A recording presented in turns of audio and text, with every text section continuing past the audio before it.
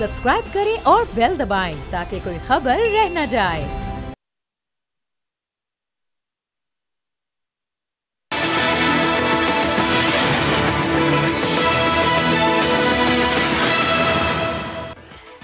अस्सलाम वालेकुम, मैं हूं मखदूम शहाबुद्दीन और आप देख रहे हैं अब बात होगी।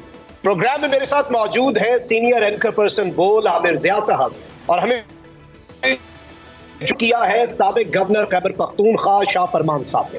नाज़रीन किराम, इस वक्त मुल्क में एक अजीब सी सूरत हाल है। एक जानिब सुप्रीम कोर्ट ऑफ पाकिस्तान का फैसला कि 14 मई को पंजाब में इंतखाबात होने हैं, ये फैसला बरकरार है, तो वहीं दूसरी जानिब इस फैसले पर अमल दरामद होता हुआ नजर नहीं आ रहा। ना फंड्स दिए जा रहे हैं, ना सिक्योरिटी और दीगर मामलात भी हैं और हुकूमत इस वक्त बाज़ाब्ता तौर पर अदलिया के साथ महाजराई पर उतर आई है।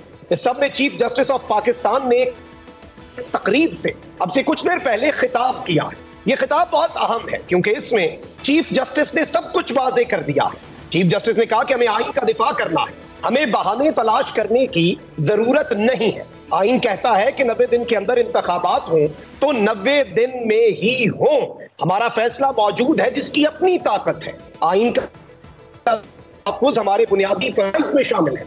बुनियादी इंसानी हुकूक पर फैसला करना सुप्रीम कोर्ट का इख्तियार है, यानी चीफ जस्टिस ने सब कुछ वाज़ेह कर दिया। वहीं दूसरी जानिब इमरान खान ने भी ऐलान कर रखा है कि 14 मई को इलेक्शन वरना एहतजाज। अगले हफ्ते से रोजाना 14 मई तक जलसे करने का ऐलान भी कर दिया हुआ है, जबकि पीटीआई के साथ इंतकामी कार्रवाइयों का सिलसिला भी जारी है। तो बहुत कुछ हो रहा है और इस सब में जाहिर बात है कि लंदन में नवाज शरीफ और शहबाज शरीफ की मुलाकातें, क्या एक और लंदन प्लान पर इस वक्त जो काम है वो शुरू कर दिया गया है और नवाज शरीफ ने शहबाज शरीफ को पार्टी के लिए क्या रोड मैप दिया है, इन तमाम तर चीजों पर बात करेंगे। सबसे पहले शाह फरमान साहब, आपकी जानिब आऊंगा। ये बताइएगा कि आपको क्या लगता है कि इस वक्त चीफ जस्टिस तो बहुत क्लैरिटी से के इंतखाबात 90 दिन में होने हैं, सुप्रीम कोर्ट का फैसला है, सुप्रीम कोर्ट को अपने फैसले पर अमल दरामद करवाना है और आइन पर अमल दरामद में कोई बहाना नहीं होता। ये बड़ा वाज़ेह है दो टोक अंदाज में। लेकिन वही दूसरी जानिब गवर्नमेंट जो है वो भी इस वक्त बड़ी कॉन्फिडेंट लग रही है कि गालिबन वो कुछ ऐसा करेगी कि ना इलेक्शन होंगे और जुडिशरी का जो डिसीजन है वो भी उठा के फेंक देंगे। इस सब में पीटीआई कहां पे खड़ी है? बिस्मिल्लाहिर्रहमानिर्रहीम। शुक्रिया मखदूम शहाबुद्दीन। मैं कुछ बेसिक्स पहले आपके सामने रखूंगा और उसके ऊपर फिर हम बिल्ड करेंगे कि मुस्लिम लीग की तारीख क्या है, सुप्रीम कोर्ट के इख्तियारात क्या है और कहां कहां ये टकराव हुआ। सबसे पहले तो मैं आपको बताऊं कि 2 पेजेस या 3 पेजेस टोटल कॉन्स्टिट्यूशन है यूनाइटेड स्टेट्स ऑफ अमेरिका। ये ईस्ट कोस्ट पर 12-13 स्टेट्स थे जिन्होंने ये 7 आर्टिकल आईन बनाया। बड़े छोटे छोटे आर्टिकल रहे और ये रेटिफाई हुआ 1787 में। अमेरिका की खुशकिस्मती ये थी कि उनके कोई 12-13 साल बाद 1801 से 1835 तक जो चीफ जस्टिस आए सर जॉन मार्शल, उन्होंने ये सवाल पूछा कि जो आईन के अंदर एडमिनिस्ट्रेटिव, एग्जीक्यूटिव और लेजिस्लेटिव एक्शंस हैं, अगर वो आईन से मावरा हो जाए तो कौन फैसला करेगा?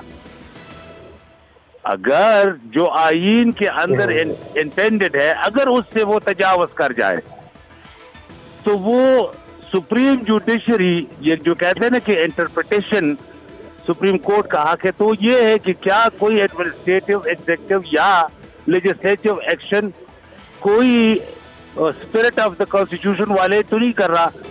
अब इसको कहते हैं जुडिशियल रिव्यू और ये डिसाइड हुआ 1803 में मेडिसन वर्सेस मलबरी केस में चीफ जस्टिस जॉन मार्शल ने डिसाइड किया। अब सारे रिटन कॉन्स्टिट्यूशन के अंदर ये है कि आपने एग्जीक्यूटिव एक्शन, लेजिस्लेटिव एक्शन और ये वेरीफाई करना ये हक है और ये इख्तियार है सुप्रीम कोर्ट का। अब आते हैं पाकिस्तान के कॉन्टेक्स्ट में। पहला, जब जुडिशरी कड़ी हो गई कि administrative, executive, legislative action according to the constitution होंगे, तो चीफ जस्टिस सज्जाद अली शाह का मसला आ गया। दूसरा, मखदूम आप देख लें 14th अमेंडमेंट के अंदर इन्होंने पार्टी की डिक्टेटरशिप कायम की कि जहां chairman of the party parliament से बंदे को उतार फेंक सकता है। बाद में ये रेशनलाइज हुआ और उनके एक्शन को लिमिट किया गया, कोई मनी बिल के अंदर डिफेक्शन को रोका गया, लेकिन इन्होंने एक डिक्टेटरशिप पार्टी के अंदर 14th अमेंडमेंट के अंदर कायम की। फिर आए 15th अमेंडमेंट। ये वही 15th अमेंडमेंट है 1998 में, जिसकी वजह से नवाज शरीफ को जाना पड़ा। इन्होंने क्या किया? इन्होंने ये किया कि पहले तो पार्टी के अंदर डिक्टेटरशिप, अब इन्होंने ऑब्जेक्टिव रेजोल्यूशन को बहाना बनाकर एक एब्सोल्यूट अथॉरिटी अपने हाथ में लेने की कोशिश की और सारा कुछ legislative, executive and judicial authority जो है वो chief executive of the country prime minister के हाथ में रखी। इनके पास 2/3 मेजॉरिटी थी, नेशनल असेंबली ने रेटिफाई किया, लेकिन सेनेट से ना हुआ, और सेनेट से ना हुआ बल्कि नवाज शरीफ को जाना पड़ा। अब ये तीसरी दफा ये एब्सोल्यूट अथॉरिटी हासिल करने के लिए ये एक्सरसाइज कर रहे हैं। ये उनकी पहली दफा नहीं है, ये इनकी तीसरी अटेम्प्ट है। मैं सिर्फ इसको खत्म कर दूंगी। अब ये जो इख्तियार सुप्रीम कोर्ट के हैं कि जो कहते हैं कि पाकिस्तानी आईन के मुताबिक एनीथिंग, कोई भी चीज जो कि इस्लामिक इंजंक्शंस के साथ इन कॉन्फ्लिक्ट हो, रिपग्नेंट हो या फंडामेंटल राइट्स के साथ क्लैश करते हो, सुप्रीम कोर्ट उसको नल एंड वाइड डिक्लेयर कर सकती है। ये सुप्रीम कोर्ट की अथॉरिटी है। अब मेरा आखिरी सेंटेंस, ये क्यों, अगर ये इस पार्लियामेंट के नीचे सुप्रीम कोर्ट को लाना चाहता है तो सुप्रीम कोर्ट कस्टोडियन है, रिस्पॉन्सिबल है for the protection of the fundamental rights of the individual against the state.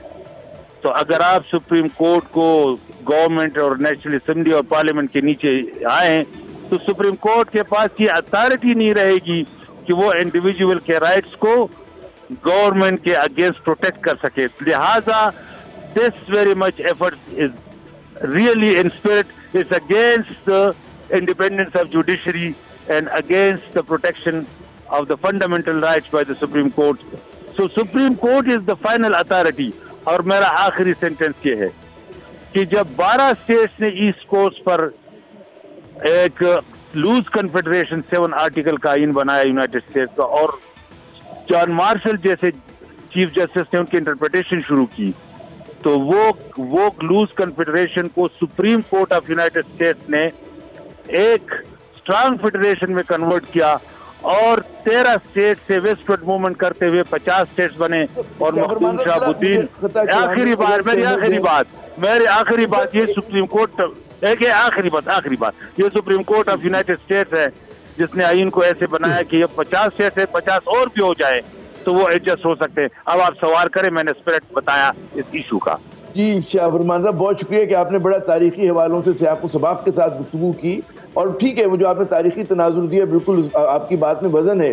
लेकिन अगर हम आज के दुख की तरफ आते हैं, जो आज के पाकिस्तान का दुख है, उसमें आप क्या समझते हैं कि पीटीआई ने एक पोस्चर लिया हुआ है, और क्या आप नहीं समझते कि पीटीआई के बहुत सारे फैसले ऐसे हुए कि बजाय इसके कि उससे मतलब है कि आपका कॉज आगे जाता, जो आपके नकाद है उनका कहना है कि वो पीछे चला गया।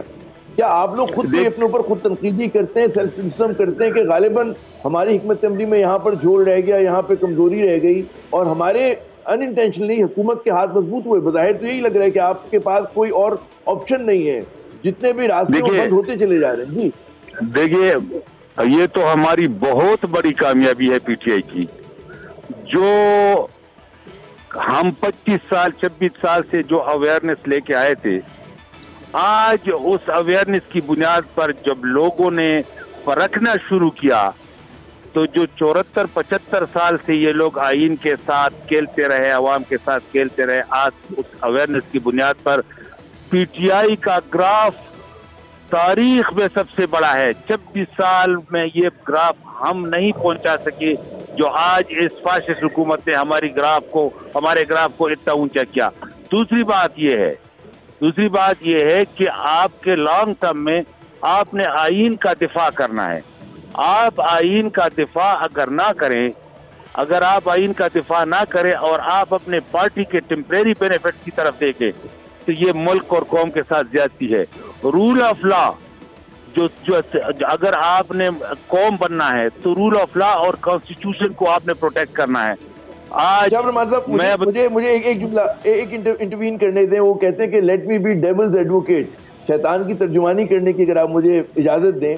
बात यूँ थी कि ठीक है, आपका क्लेम है, आपका दावा है कि जी पीटीआई का मकबूलियत का ग्राफ बहुत ऊंचा है, मान लेते हैं, लेकिन अभी ज़ाहिर है कि हमारी सियासत में सिर्फ मकबूलियत, अवामी पजीराई वाहिद फैक्टर नहीं होती, एक फैक्टर होती है लेकिन वाहिद नहीं होती, और बहुत से अवामिल होते हैं। अच्छा, उन अवामिल में हमें लगता है कि पीटीआई जो है वो लूजिंग साइड पर है, उसके पीछे जो है जमा मका आप लोगों के साथ नहीं है। मतलब जो पॉलिटिकल एस्टेब्लिशमेंट है, सियासी जमातें, वो आपके खिलाफ खड़ी हुई हैं, बड़ा मुत्तहद होकर तमाम जमातें खड़ी हैं, ठीक है ना। उसी तरह आप ये भी देखें जी, नहीं मैं सिर्फ इदारे आपके वो हैं, तो आप लोग किस तरह से, मतलब ये जो पूरी हाल है उसमें जिम्मेदारी लोग आप पे तनकीद करते हैं कि जी जी बताइए। मैं इसका बताता हूँ। सबसे पहले तो जिनको आप पॉलिटिकल पार्टीज कहते हैं, जैसे पीडीएम की बात करते हैं, 13 पॉलिटिकल पार्टीज हैं। मरियम नवाज कहती है हमारी हुकूमत नहीं है, जरदारी साहब कहते हैं हम वैसे इसके अंदर शामिल है, कंपोनेंट है, ये हमारे फैसले नहीं है। 13 के 13 पार्टियां पीडीएम की हुकूमत को मानने को तैयार नहीं है कि किसकी हुकूमत है। लेकिन मैं आपसे कहूं कि अगर आप इनको पॉलिटिकल पार्टीज कहते हैं तो दायरा ये 13 पार्टीज कहीं जाके एक 10,000 लोगों का जलसा करे और स्टेज पर बैठ के आवाम के सामने आ जाए। जो बाहर के ममालिक के एयरपोर्ट पर मुंह नहीं दिखा सकते, उसको आप किस लिहाज से पॉलिटिकल पार्टी कहते हैं, खुदा के लिए। लेकिन हम पॉलिटिकल पार्टी में मान लिया। अच्छा, मुझे एक सबसे अहम सवाल देखिए, अब मामला कुछ और है, मामला ये है कि बड़ी सिंपल इंटरप्रिटेशन है।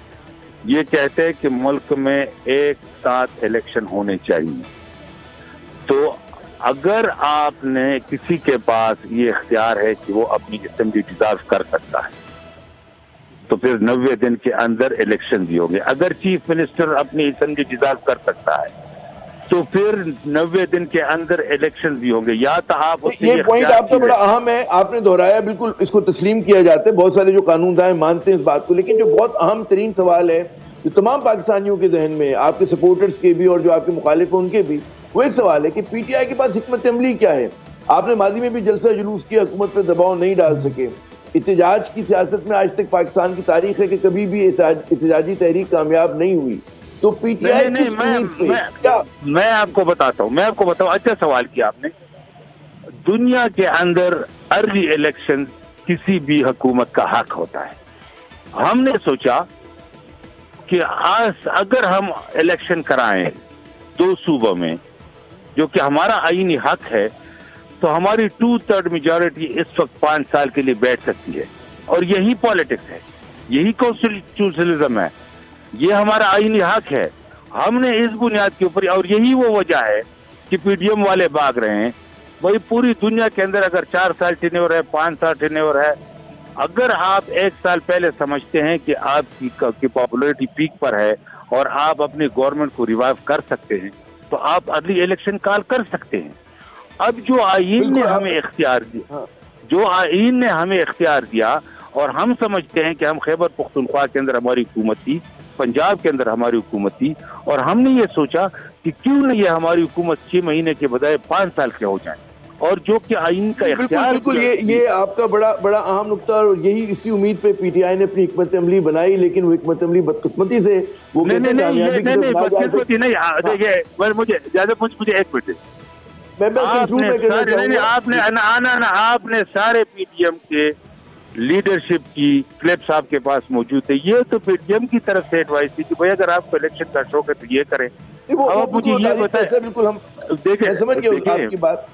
मेरी बात ये है कि नोटेड क्या फरमान साहब, इस वक्त इशू क्या है? नहीं, इस वक्त इशू क्या है? इस वक्त इशू ये नहीं है कि इलेक्शन एक साथ होंगे।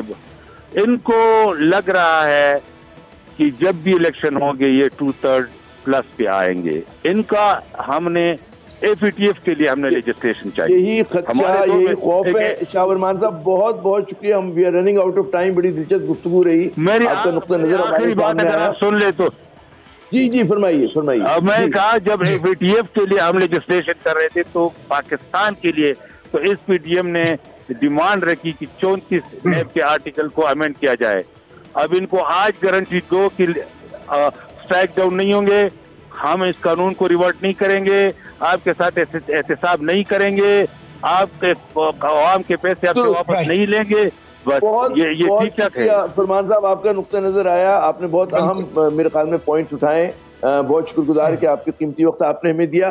जनाब मखदूम साहब आपने गुफ्तगू सुनी शाह फरमान साहब की, और असल में हुआ क्या कि पीटीआई अपनी कुछ मासूमियत में पीटीआई के साथ ये हुआ है कि उन्होंने सोचा कि हम बाय द बुक चलेंगे तो हमारे मसाइल हल हो जाएंगे, लेकिन हमने देखा कि वहाँ पे जो यहाँ पे ब्रेक आमिर ज़िया साहब लेना है, उसके बाद इंशाल्लाह इस मौजू को आगे बढ़ाते हैं और इस पे शुएब शाहीन साहब से भी इनपुट लेंगे कि भाई यहाँ पे एक ब्रेक लेना स्टे विद अस।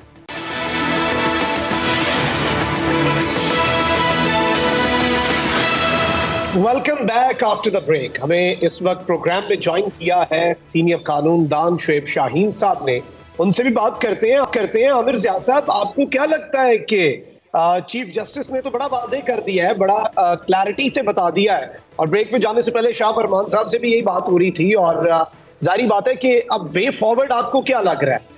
इलेक्शंस और 90 दिन में इलेक्शंस, अपने फैसले पर अमल दरामद, चीफ जस्टिस आईन और कानून के लिए डट चुके हैं, लेकिन वहीं दूसरी जानब गवर्नमेंट तो टस से मस नहीं हो रही। देखिए, हुकूमत ने एक बहुत बड़ा मौका गवा दिया। वो मौका ये था कि जब सुप्रीम कोर्ट के हिदायत के मुताबिक मुज़ाकरे थे तो कुछ लो और कुछ दूर की बुनियाद के ऊपर आप एक ऐसा सोल्यूशन लेकर आ सकते हैं कि जिससे मुल्क में गैर यकीनी सूरत हाल का खात्मा हो और एक रोड मैप मिले, क्लैरिटी आए कि आगे पाकिस्तान को जाना कैसे। अब क्योंकि हुकूमत बज़िद है, हुकूमत जो है वो नजरिए ज़रूरत के तहत उन्होंने फैसला किया कि जिस मुल्क में इंतखाबात नहीं होने, और उसके लिए वो आइन को पामाल करें, कानून को पामाल करें, वो सब अपनी जगह के ऊपर। तो मेरे ख्याल में वो एक सुनहरी मौका हमने गवा दिया, पाकिस्तान ने गवा दिया। अब आगे की जो मंजिल है वो बड़ी कठिन है।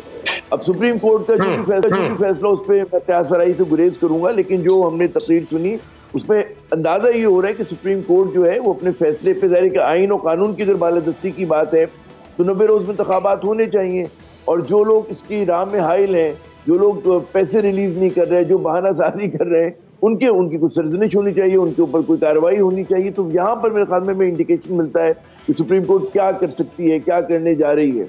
लेकिन ये सेइंग दैट, उससे अहम बात ये मखदूम साहब कि सुप्रीम कोर्ट के पास कोई एग्जीक्यूट करने के इख्तियारात नहीं होते। उसको एग्जीक्यूटिव अथॉरिटी की जरूरत होती है, पुलिस की जरूरत होती है, इलेक्शन कमीशन की जरूरत होती है, फौज की, हुकूमत की। अब यहाँ पर एक अजीब व गरीब बहरान खड़ा हो गया, ऐसा तजाद खड़ा हो गया जिसकी मिसाल हमें माजी में नहीं मिलती। तो ये इतनी पेचीदा सूरत हाल है कि आप यही कह सकते हैं कि जी मुल्क के इस वक्त जो है ना मुस्तकबिल दाव पे लगा हुआ है। तो मतलब उसमें कोई इदारा आगे बढ़े और ये किरदार अदा करे कि जी सिचुएशन को डिफ्यूज कैसे करना है। देखिए, मुल्क को आगे जाने का दो रास्ते, मतलब एक तो एक इंतखाबात करा दें आप और मतलब इलेक्शन हो और उसके बाद लेट द पीपल्स विल जो है वो उसके ऊपर अमल किया जाए। दूसरा ये होता है कि भाई कोई और इदारा जो है वो कोई आपको सोल्यूशन दे, वो कोई मतलब है कोई हल निकाले। क्योंकि अगर आप इस हुकूमत को लेकर कंटिन्यू करते हैं, ये जारी सारी रहती है अक्टूबर तक, सोचे होगा क्या मुल्क का अशर। ना माशी पॉलिसी आएगी, ना बुरान में कमी आएगी, ना गैर यकीनी सूरत हाल में कमी आएगी।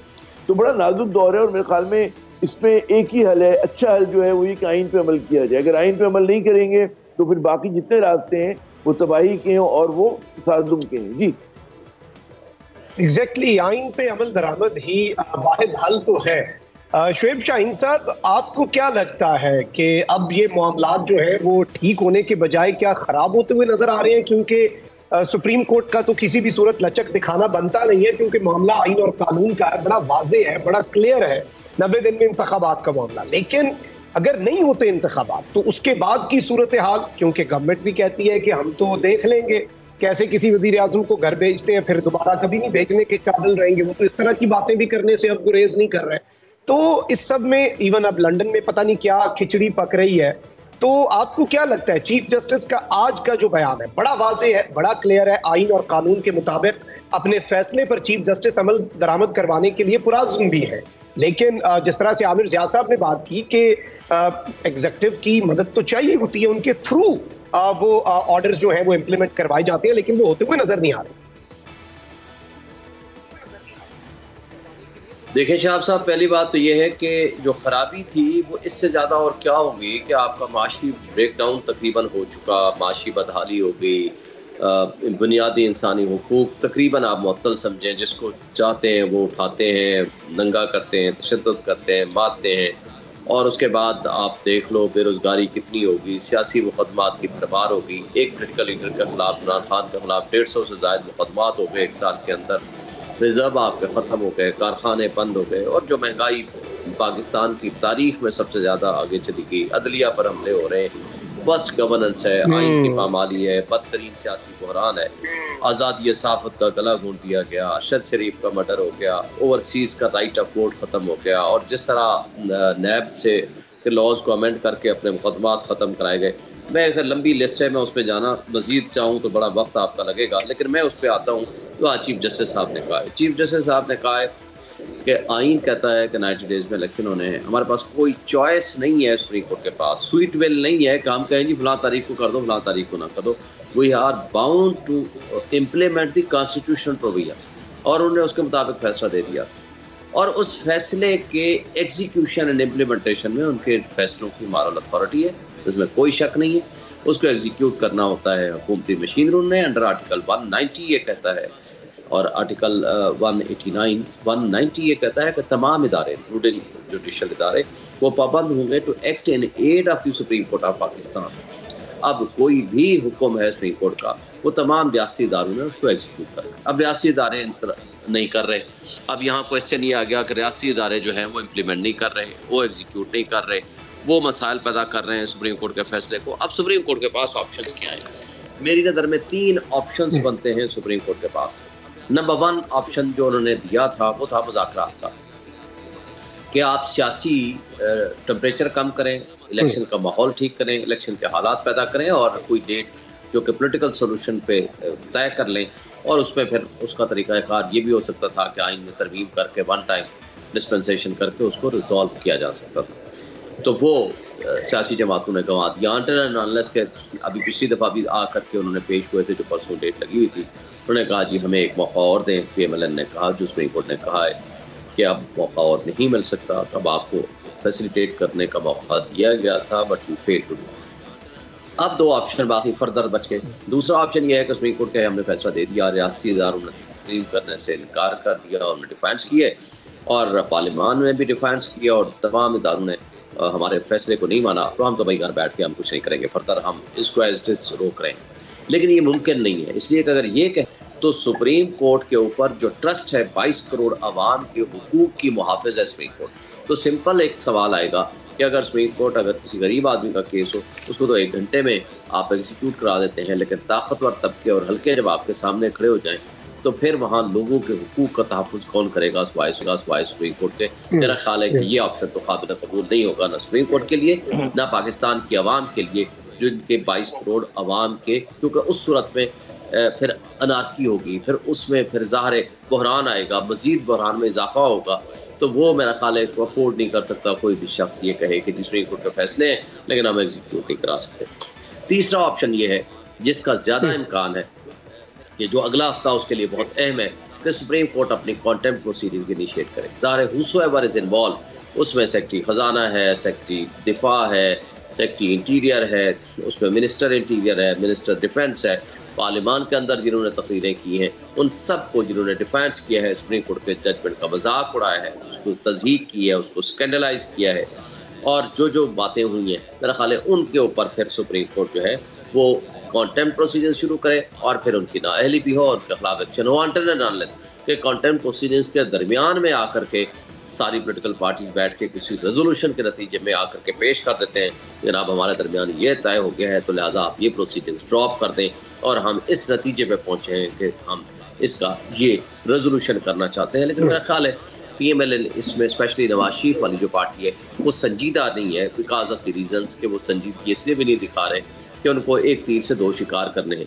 एक तो वो अदलिया को कमज़ोर करना चाहते हैं, दूसरा उनकी नज़र में ये एक एस्पेक्ट है कि इस तरीके से हम एक बयानिया डेवलप करने में कामयाब हो जाएंगे, और हम अपने प्राइम मिनिस्टर को या चंद मिनिस्टर्स को हम इस पे सियासी शहीद दिलवा के हम एक बयानिया डेवलप कर पाएंगे, और आखिर में अगर शहबाज शरीफ साहब फारिग हो जाते हैं तो मरियम नवाज के लिए एक रास्ता हमवार हो जाएगा पॉलिटिकल पार्टी की लीडरशिप भी हासिल करने का, PMLN का, और उसके बाद उनको आगे बढ़ने के लिए एक मौके मुयस्सर आ जाएंगे तो उनके लिए एक रास्ता आसान हो जाएगा।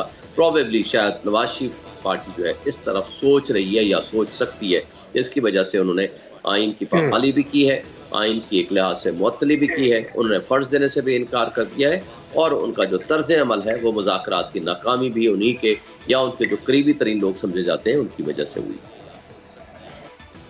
एग्जैक्टली ये एक बड़ा अहम नुक्ता और बड़ा डिटेल में शुएब शाहीन साहब ने सारे ऑप्शंस जो हैं और उनमें फिर जो पॉसिबिलिटीज़ हैं आमिर ज़िया साहब वो अभी हमारे सामने रखी। आपको क्या लगता है कि इन पॉसिबिलिटीज़ में से क्या प्रैक्टिकली आपको लग रहा है अभी के इनके तर्ज अमल से भी, क्योंकि वाज़ेह हो चुका है सबका, सब अपनी अपनी पोजीशन तकरीबन वाज़ेह कर ही चुके हैं कि उन्होंने किस तरह से आगे अब इस गेम को लेके चलना है, रूल्स ऑफ द गेम सबने अपने अपने बनाए हुए हैं। तो गवर्नमेंट की तरफ से आपको क्या लग रहा है कि अगर तो कंटेम्प्ट की तरफ जाते हैं या इम्प्लीमेंटेशन तो नहीं हो रही, और वाज़ेह है तो आप देख लें कि एक हफ्ता रहता है और उसमें इंतखाबात तो होते हुए नजर नहीं आ रहे, तो सोल्यूशन क्या निकलता हुआ, और अगर सोल्यूशन नहीं तो क्या मामलात मजीद बिगड़ने जा रहे हैं? देखिए, हल तो मुझे कोई निकलता हुआ नजर नहीं आ रहा। ये जो शुएब शाहीन साहब बात कर रहे हैं कि जिसमें थर्ड ऑप्शन जो है कि कंटेम्प्ट की प्रोसीडिंग्स हो, गालिबन मामला उस तरफ जाए। लेकिन मैं बहसीत एक पाकिस्तानी ये सवाल करता हूँ, एक हम सब के लिए सवाल है कि पाकिस्तान इस तरह की महाज़ाराई का मुतहम्मिल हो सकता है कि जहाँ पर मुल्क के दो अहम तरीन इदारे एक दूसरे के सामने खड़े हों, और इसका नतीजा क्या होगा पाकिस्तान की सियासत पे, पाकिस्तान के समाज पे, हमारी मईशत पे, इदारों पे जो लोगों का एतमाद है उसका क्या होगा? तो मेरे ख्याल में बड़ी गंभीर पेचीदा सूरत हाल है। बात यह कि अपनी सियासत बचाने के लिए मुल्क को कुर्बान खाकम दहन करने की बातें हो रही हैं, और ये बहुत खतरनाक बात है। लेकिन अगर सिर्फ मतम नज़र ये है कि नवाज शरीफ साहब को मतलब सियासत बचानी है, अपनी बेटी के लिए राह हमवार करनी है, उनको इस बात को यकीनी बनाना है कि जनाब अगले इलेक्शन में वो हारे ना, और अगले इलेक्शन में अगर होते हैं तो उनको नजर आ रहा है कि हार जाएं, ये अगर उनकी स्टेक्स हैं तो उसमें पाकिस्तान और पाकिस्तानी अवाम कहाँ पर आते हैं? तो मैं कतई नज़र ये जो आईनी एक बहस चल रही है, मैं ये कह रहा हूँ कि अगर ये तसादुम जारी रहता है उसके नतीजे में पाकिस्तान जो है वो खतरे में है, और पाकिस्तान के खतरे में ये नहीं होना होता कि कोई बाहर से आके कब्जा कर लेगा। बात ये होती कि दो चीज़ें होती हैं बुरहान की, अंदरूनी लड़ाई की, कि इदारे आपस में बाहम दस्तो गिरेबान हो जाएं, अवाम मायूस हो जाएं, अवाम जो है इंतहा पसंदी की सोच की तरफ चले जाएं, लोग जो है मायूस होकर सड़कों पर आ जाएं। अब हो सकता है कि इमरान खान की कॉल पर आए, हो सकता है कि खुद आना शुरू कर दें, या नहीं भी आते तो समाजी कब्तरी की सूरत हाल हो, आपस में सर पटोल हो रही हो। अगर ये चीज़ होती कि हुकूमत के पास कोई सोल्यूशन नहीं है, इनके पास कोई रोड मैप नहीं है, इनके पास कोई मईशत का रोड मैप नहीं है कि मुल्क को कैसे क्राइसिस से निकालना है, तो जब कुछ नहीं है आपके पास तो आप जो है मुल्क को क्यों गड्ढे में आपने डाल दिया और मजीद इसको गहरा कर रहे हैं? तो सूरत हाल बहुत खतरनाक है, मखदूश है। ये इतना आसान नहीं कि सुप्रीम कोर्ट ने कंटेम्प्ट की प्रोसीडिंग शुरू कर दी, इनको हो जाना चाहिए, इनको बिल्कुल आपने वो डिस्क्वालीफाई कर दिया। पार्लियामेंट ये कह रही है कि हम एक और अपने वज़ीर आज़म को बल्ली नहीं चढ़ने देंगे, हम डिफाइंस में जाएंगे। इनकी तारीख रही है कि उन्होंने सुप्रीम कोर्ट पे हमला किया है, 97 में किया है, खरीदो फरोख्त की है। अभी सुप्रीम कोर्ट पे आप सोचिए दबाव है, धमकी है, उसको मतलब है बिला वजह की ऑडियो जाली लीक्स हो रही है, मतलब है एक अजीब एक तूफान बदतमीजी मचा हुआ है। उसमें अगर आप देखें कि सुप्रीम कोर्ट ये रास्ता जो एक कानूनी रास्ता अपनाती है तो उसका असर क्या होगा, फॉल आउट क्या होगा? तो आसान बाज़ कोई भी चॉइस आसान नहीं होती, और पाकिस्तान के पास कोई भी चॉइस आसान नहीं है। और फिर मैं दोहराऊंगा सिर्फ एक ही रास्ता है, कोई इंटरवीन करे on behalf of the people of Pakistan और इस मसले को हल कराए। वो एक ही कुव्वत है, और वो कुव्वत जो है मतलब है उसको कब तक वो तमाशा देखेगी, कब तक देखेगी कि मुल्क का वो कहते हैं ना खराबी हो रही है। पाकिस्तान फौज को अपनी जिम्मेदारी पूरी करनी चाहिए, इस क्राइसिस को रिजॉल्व करे। बिल्कुल आमिर ज़िया साहब, पॉइंट टेकन। मुझे यहाँ पे प्रोग्राम का इख्तिताम भी करना है। मैं शुएब शाहीन साहब से क्लोजिंग रिमार्क्स लेना चाहूंगा। शुएब शाहीन साहब, वेरी शॉर्ट आंसर, बट ये बताइएगा कि आपको क्या लगता है, what is the way forward? देखिए, आज भी चाइनीज़ एम्बेसडर ने यही कहा है कि आप पॉलिटिकल जो सोल्यूशन है तमाम आपस में बैठ के मुज़ाकरात के ज़रिए इसको रिजॉल्व करें। चीफ जस्टिस ऑफ पाकिस्तान ने भी इसी की तरफ आज अपनी तकरीर में इशारा किया है, और हमारे मुल्क की एस्टैब्लिशमेंट को भी ये सोचने का मकाम है कि अगर ये मुल्क है तो आप ताकतवर हैं। ये मुल्क है, बिल्कुल, तो अगर ये मुल्क है तो सब है। शुएब शाहीन साहब भी बड़ा अहम ने रेज किया है, और जाहिर बात है कि इससे पहले चीन भी और पाकिस्तान के जितने खैरखा मुल्क हैं वो भी यही बात करते हैं कि अपने इस सियासी अदम इस्तेहकाम को ख़त्म करें ताकि हम मिलकर तरक्की की राहों पर गामजन हो सकें। बहुत बहुत शुक्रिया शुएब शाहीन साहब आपका भी, आमिर ज़िया साहब आपका भी। मखदूम साहब को इजाज़त। अल्लाह निगहबान। पाकिस्तान जिंदाबाद।